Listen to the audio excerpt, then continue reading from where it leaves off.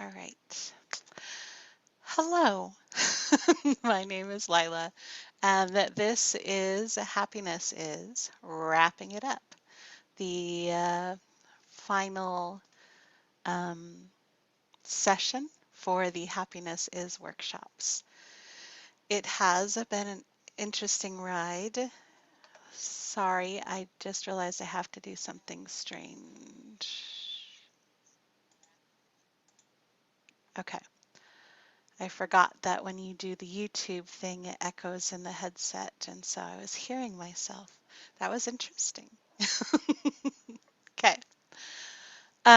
So we are wrapping it up. Kind of the old told you what I was going to tell you, then I told you, now I'm going to tell you what I told you. Hopefully, the part of meandering means that we may get a little new information today, and we may not. So we'll see how it goes. The important thing. Happiness is a way of being in everyday life. At least that is my goal. It's not just an in the morning thing or in the evening thing or on blue moons. It is about being ideally in that space of happiness, of being centered, of being joyful or connected or whatever it is that is our truth, our happiness every moment that we possibly can. Um, which is why there's a variety of tools and ways of working into it because we get used to being a specific way.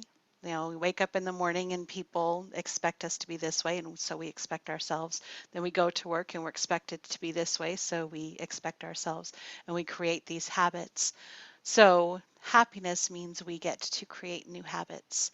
We get to choose, ideally, what it is we're feeling in any moment, and to know if we are in a situation that feels uncontrollable, something that we didn't choose, that underneath, still waiting there, is the core, is the feeling that we long to return to.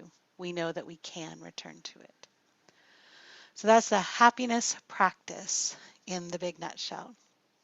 So, what did we go over in the last 5 weeks? I guess it would be five. It's been an interesting month, 2 months doing this, so thank you so much for being part of it. Yes, it was quite a journey, and I'm very happy here at the end of it. But it's okay. The introduction, we talked about the philosophy of happiness, not only what it means to me, that it is more than just the happy, giddy Lila riding her unicorn off on the rainbow, but it is about that unconditional love, about that depth of feeling that I hope that we each have experienced, where it is not just the love or the friendship or the moment, but we can feel a deeper connection to the world around us when all is right in the world. And so it's different for everybody. We would call it something different. We feel it differently. But I believe that for us all, it is centered here in the heart. The head is the processor, the heart is the feeler, and it is where we connect. It is our core, and it holds our core truth, which for me is another big part of happiness. Basically, what it is that I want to feel and connect with, I call my truth, the truth of my world. And so, while it is different for everybody, the depth and the centering, the tools of happiness are how to connect with that, how to define that, how to articulate our own individual truths. So, second session then was about the happy place, reaching through deep meditation our center, because meditation is awesome in that it helps us be here, be inside instead of be outside in the world dealing with the day to day. Now, we cannot sit in meditation all the time, unfortunately. So the practice is to take that feeling, to first connect with it. And through the meditation, we found what it was, what it felt like, and then be able to come out into the outside world and reconnect with it with breath. So we get to breathe now. Yay. So settle in. As always, allow self to relax. And take a deep breath in and blow it all out.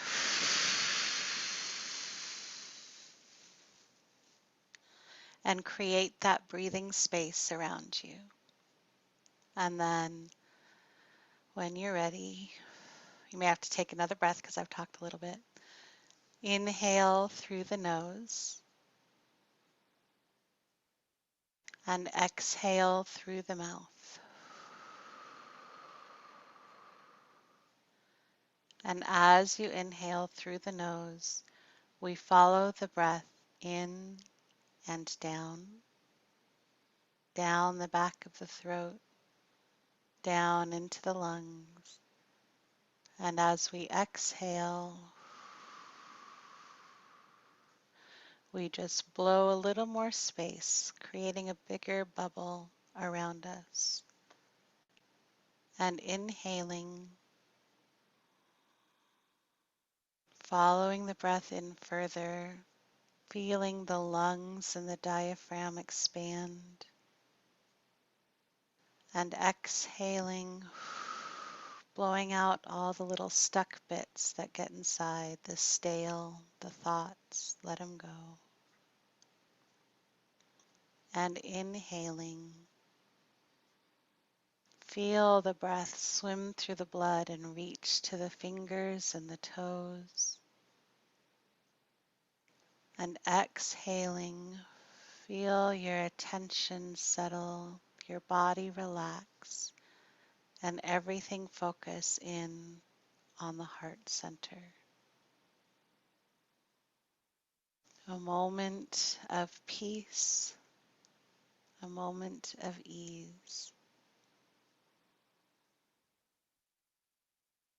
And when you're able, meditation to reconnect with that happy place is fabulous. But when you're not, the breath for me is the fastest way there because we follow it in and down. And breathing just automatically relaxes us and brings our attention back to our physical being. And so it gives us a little space to say, what do I really want to feel? What is my truth in this moment? So in the third um, session, we talked about the perspective game, well, perspectives and perceptions. And we explored the truth that everybody has a different perspective. We all see things from a different angle. We all receive the information and perceive it in different ways as well. We may all call a specific thing I don't have, well, we may all call this blue. We know that this is blue basically, but an artist may pick a different name, like I don't think it's periwinkle, but maybe somebody would, or azure, or royal blue, or midnight blue, whereas the rest of us would go, yep, it's blue. Uh-huh, we know it's blue. It's one of the colors of the rainbow, right? So we all perceive things also in our own little language. All the information we take in that's filtered through our truth, seen from our own unique perspective. We create our vocabulary, we create our universe around all the information that we process. And then we express that truth out into the world and try and figure out how to make our world merge with everybody else's world. the cool thing about perspective and perception is that we know we each are the only one who has it. It means that nobody else can tell me what my truth is. Nobody else can tell me what I'm really feeling, how I am really perceiving something. Nobody else, not even me with all my awesome knowledge of happiness, can tell you how you are really feeling, how this information is coming in, how it applies to your life, whether it is a good tool for you. And that is why there are as many different tools and ways of presenting them as there are people to receive it. You know, the law of attraction, the secret, the different spiritual paths, we are all in the end saying the same thing, that our truth is in here, that the goal is to be connected in whatever form you call it, to be happy. But since we are all different people and we all interpret things differently, there are different ways of learning. And some people will never be able to connect with what I'm saying here, and some people will never be able to connect with Tony Robinson. It's just totally different languages sometimes. And sometimes we do it in different cycles. For example, I've only just recently started really getting into the law of attraction. Last year, I would not have been able to fathom it. I needed to go through my path, through my process, perceive the information in my way, and then create that foundation and that vocabulary through my experiences in order to share whatever this common truth is. So, we are all unique, which can feel a little lonely, but on the other hand, that means that we are all equal. We all have something to give to the picture. We all have something to receive from the world. And every single one of us is a vital part of it. There is no one else and nothing else that can be you. There's no one else and nothing else that can be me. And from my perspective, that is why we are here, to be us in our best possible fashion, which means finding our truth and figuring out what it is that we really, really want, how we really want to be in the world. Which takes us to the next workshop, which was values and declarations. So we talked about how to learn what our values are, basically how to figure out what our truth is.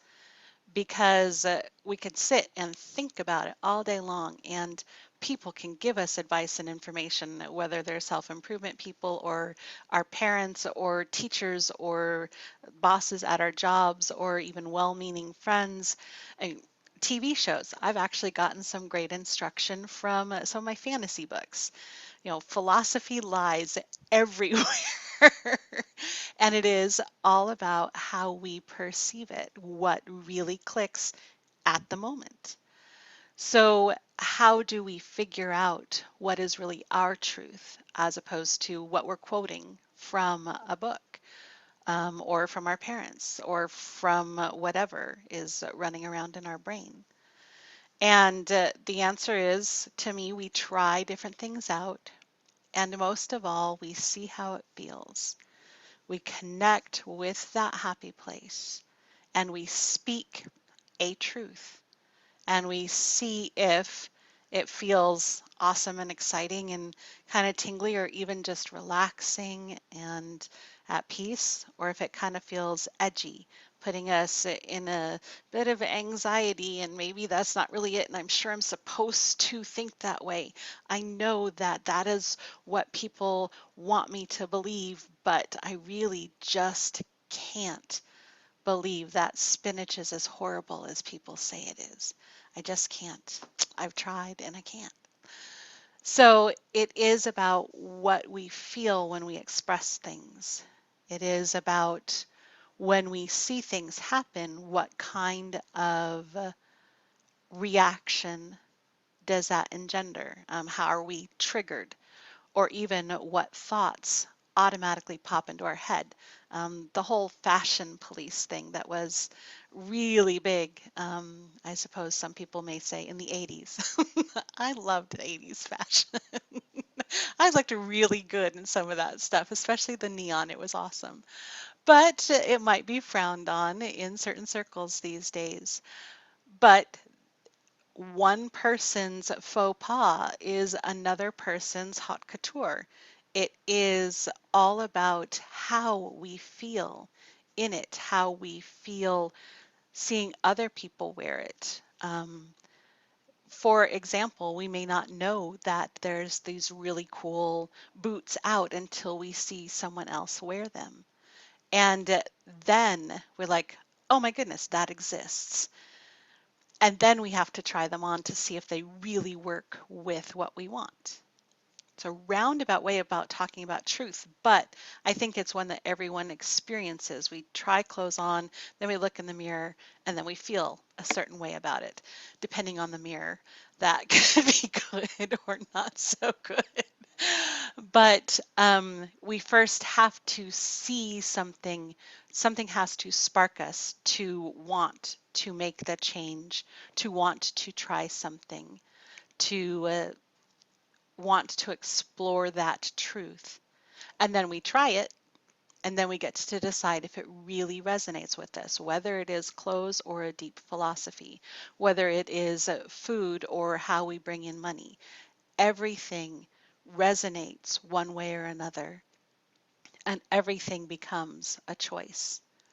And sometimes it can feel like all the choices are bad, that old your money or your life thing. But it is still a choice. We get to choose how we act up to a point.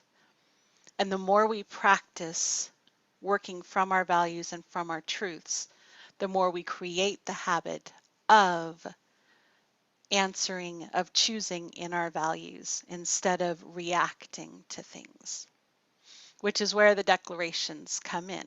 They're affirmations. They help us state out loud what it is we really want to be. Because we do react to things automatically. We do get into a situation and then we go home and go, oh, I didn't really want to do that. So we get to practice new ways of being, which is kind of leading us into the next session. But declarations help us feel if it's really true when we're alone. It is easy to get caught up in other people's declarations and other people's passions and to ride the wave of what is going on out there. But when we are alone, when it is just us trying to figure out what we really feel, trying to feel that happiness in the moment just by ourselves, just being connected with the universe and not getting any other feedback from outside, that's when, for me, the declarations are helpful because you can say out into the world, I want this. I want to feel this. I think this is a good idea. And then in the privacy of our own home going, do I really feel like that's a good idea? Or, okay, yes, I really do feel that's a good idea. The declarations, the truths, the happiness can all be a private thing. Like nobody can tell us what our happiness is. We don't have to tell anybody else what our happiness is. It is not something that, go forth, the thing I used a lot in these sessions, and declare it right away. You can't be truly happy unless you declare it. No, it is something really private. It is something that we are learning to discover about ourselves because who is the last person that we really get to know? It is ourselves. We get so used to being different things around different people that figuring out who we really are and what the real truth is a lifetime's work. And so the declarations help not only with putting the truth out there so that we can hear it and react to it, but it also helps us practice saying things out loud, saying, "This is my truth," declaring it to the universe. Nobody else has to know. And is that in alignment with happiness? Don't we want to declare our truth all the time? No, we really don't. We want to be happy. And for some people, that means being a private. And for some people, it does mean putting it on Facebook and taking out banners. It is all different to every person, but it is also always different to us. There is going to be a core truth. There's going to be something that is true forever, that really resonates with that unconditional love, that just aligns with it. And the truth would be, I want to feel connected forever and ever. Amen. But there are going to be other truths that change. Purple is my favorite color. Well, this year it's red. Now this week it's blue.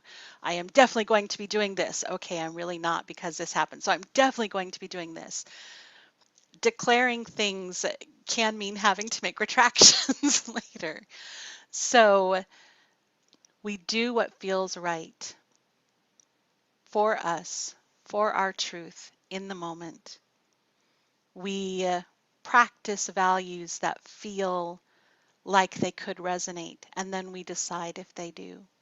And we make declarations to see how it feels and to see where we stand, to see what makes us feel stronger and what kind of feels like we've let go of something. And again, these are just ways of expressing it. It could be journaling, it could be affirmations, it could be singing songs. We find our declarations in all sorts of different things. The most amazing declaration is when everybody stands up and sings the Star Spangled Banner. I mean, who doesn't get chills when everybody's really singing it? And who doesn't get just a little afraid when it's really passionately sung? And we get swept up in it. Those are declarations as well. So it's not just standing in the middle of your living room going, I am a happiness practitioner. It is singing songs. I am representing this now. It is doing our work. I am representing, I am just going way off track. So I'm going to bring myself back in. I'm like, okay. I declare that I am calm now. But there was one thing I did want to share.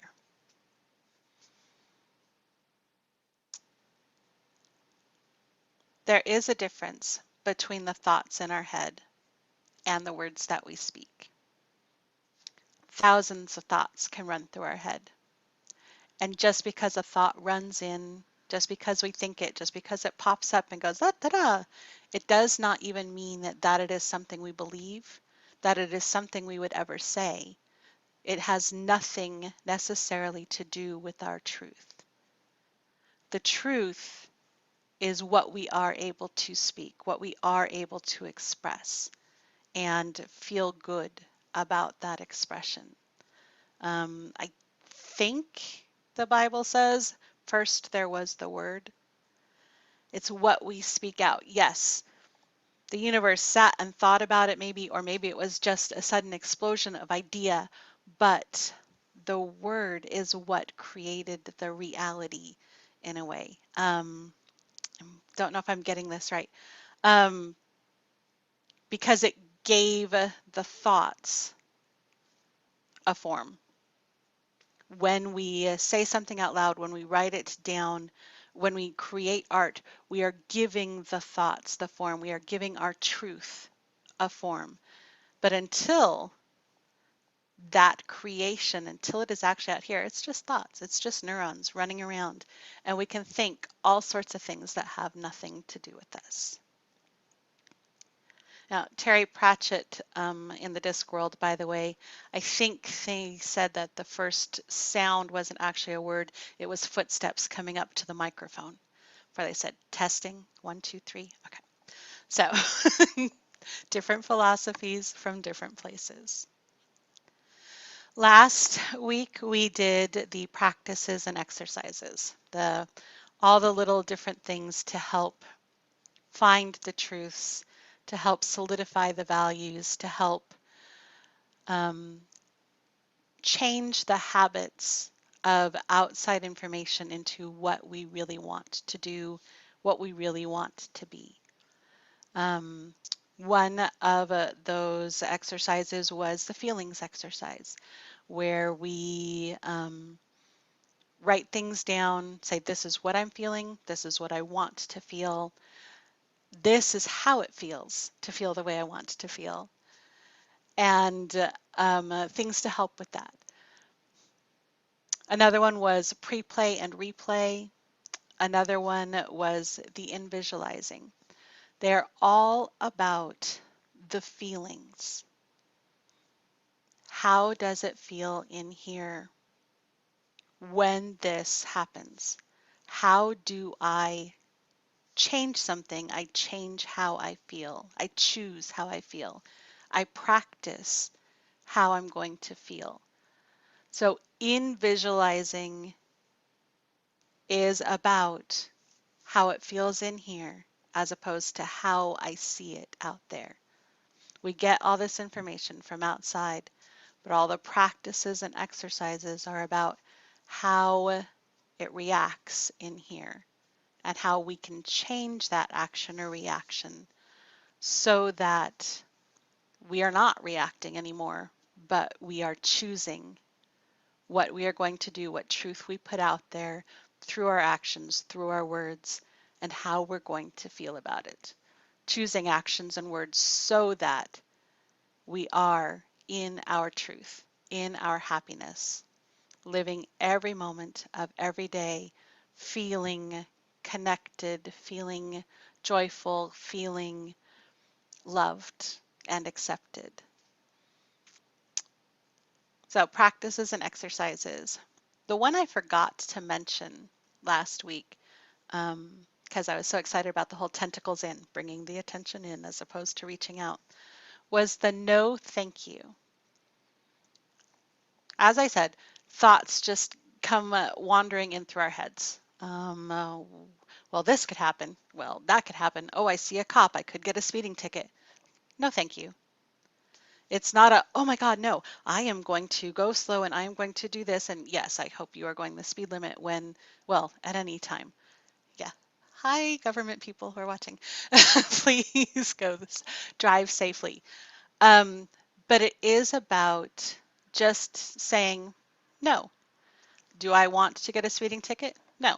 So, no, thank you. I'm going to think about something else. Do I want to have a difficult day at work? No, thank you. I'm going to think about something else. It's a Monday. Mondays are always terrible. No, thank you. I am going to get my coffee and drive to work listening to my favorite tunes and think about something else. This thing that I have to write, this episode that I have to work on for happiness. It can be a little nerve-wracking. No, thank you. I've got this. We're all good. You go somewhere else. It is a fun practice, actually. It's really nice to say no because if you're like me, you've been raised to say yes to people. Yes, how can I help? Yes, let's do that. Yes, whatever works for you. So learning how to say no, even to things like speeding tickets, is really empowering. So I wanted to make sure I mentioned that. And that brings us to the wrap up. That was a very quick, here's happiness. And I hope that these tools helped. I hope that the philosophies help. I hope that they trigger or spark something that leads you to your happiness. But the important thing, always, always, always, is that everybody gets to be happy, and everybody's happiness is different. And it brings up the philosophical question of, well, if my happiness is this, thou shalt not bash people on the head with rocks, and their happiness is bashing people on the head with rocks, how do we coexist? And my answer is, we believe that even though they think it's okay to bash people on the head with rocks, they will never actually do it because it is about their world. So in their world, in their mind, they think it's okay to do that. But in my world, it is not. I'm probably explaining this wrong too, but we can all have our own philosophy and know right here that we can all coexist at the same time. Because this is my world, this is my happiness, and anything that wants to harm it, no thank you. So I went a little outside the zone I meant to. But the important thing of that was you get to believe your truth. You get to express your truth. I get to express my truth. And I get to accept you for your truth. I don't have to believe it. I don't even have to understand it. I just have to accept you because you are your own unique, awesome, amazing being who sees things from your perspective. And I am my own unique, awesome, amazing being who sees things from my perspective. And together we create a happier world. And anytime the world is happier, it just gets better for us. So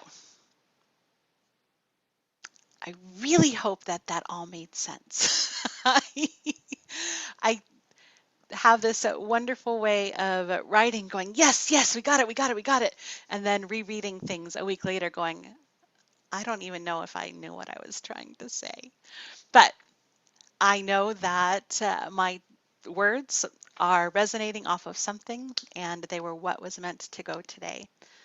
And I did do my homework, so I have done my best to be my best and to be happy, to express my happiness.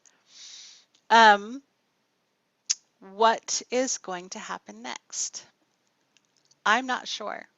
I have a thought of doing a podcast or putting up a video every week. I would like to. Um, I know that my past practices mean I go for a while and then I get distracted. So I will see if I can pre-play that so that I actually put things out because I enjoy this. I enjoy talking about happiness. I enjoy how I feel afterwards, which, since my universe centers around me, that's all that matters is how I feel. All that matters to you is how you feel. Ever. Thank you very much. Um, so keep an eye on the website. I will be putting things up possibly at the last minute, but doing my best to keep people informed and to see how this feels, how this is going to unfold. It really was an awesome journey to go from the first one where I was like really nervous. And in fact, I did a technical rehearsal, and after that, I almost decided to call the whole thing off. Just it was the nerves were this, and this was that, and the thing was, and anxiety was huge. Now it was awesome, but back then it was horrible. So another way of showing, things change. The truth is different every week, and the experiences grow and change every week, and our truths expand every week as we get more practice, as we learn to hold the happiness a little bit longer, as we figure out what helps us feel that more and what doesn't. So I hope that I will actually keep putting things out there. And I hope that we all find more happiness every day. This is a fabulous time to work on our happiness, to practice our truths, to explore what we really want. There is so much chaos going on out there. There's a thing, a self-improvement thing. First, you have to strip yourself down, tear everything away to all those old truths before you can find the core of you. Well, I do think that this year has done that for many, many people. So even if you weren't trying to transition into something better, you don't have a choice. You kind of got stuck in it, um, uh, which means that it is easier to reach the core, um, and to say, you know what, this really doesn't feel good. Or, you know what, this, I really do believe this, and I don't care what you all say. We are going back to normal. So there. We get to explore our truths now. Everybody is in upheaval. So it's a perfect time to say, to try things on, to say, this is what I want, to declare to your video camera that I am going to be a rock star, and see how it feels and see if it sparks something. Um, people are learning new things, and people are trying new projects, and people are doing their desperate best to figure out how to get along with themselves anyway, because that is who we're locked in with, is ourselves. We have all these other people, but really, how do we create our world of happiness when we are here by ourselves? And then how do we express it to others? So, congratulations for trying this happiness thing. And congratulations to me for doing it. Final favorite tool is the Yay Me! Because we get to celebrate ourselves. Anybody else can do it. Yay, that's awesome. We love to receive accolades. Of course, standing ovations, beautiful. Send me flowers. Yes, please. But most importantly, how do I feel about having done this? I think, yay me. Congratulations to me. I have done something that I set out to do. And even if I never talk about happiness again, yay for trying it. Yay, yay, yay, yay, yay. So please celebrate yourself. All the things that you have accomplished, all the things you've tried, all the things you've said no to, all the things you've said yes to, every single experience, whether it was heartbreaking or celebratory or just odd, celebrate it because you did that, and you are here to be a representative of that situation, of that expression, of how you felt about it. I think that's everything. So we're going to breathe and settle in, because even when it's ourselves and the passions we get carried away with, what is important is at the end of that passion, how do we feel? Am I connected with my happiness? Are you connected with yours? I was going to do a dance party to play us out, but I couldn't figure out how to make it work on my computer. It was weird feedback things. So please imagine the Farrell song, Because I'm Happy. Clap along if you feel happy, do your little dance. Another great one is Taylor Swift's Shake It Off. I love that song. I was going to do a song from Trolls because those songs are amazing, but I couldn't find it. And of course, again, the issue. So please feel free to have a dance party um, in my honor about happiness. And please take care of you. Thank you.